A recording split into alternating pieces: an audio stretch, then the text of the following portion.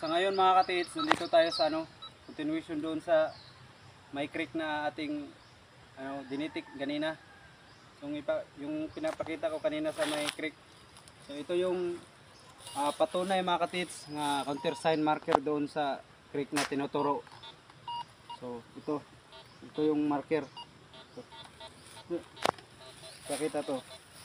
Ito yung sinasabi ko mga katits na may nabilog.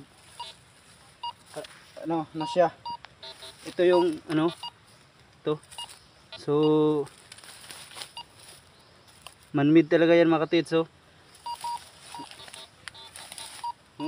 ginawa talaga yan mga katits. Ito yung countersign. Ito yung nagpapatunay na sa creek, doon sa creek. So ito yung creek countersign. Ito yung dito item.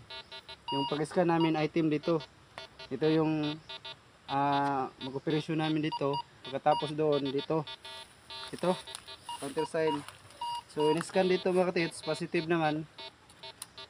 So i-try natin sa detection, detector. Pero pag hindi ito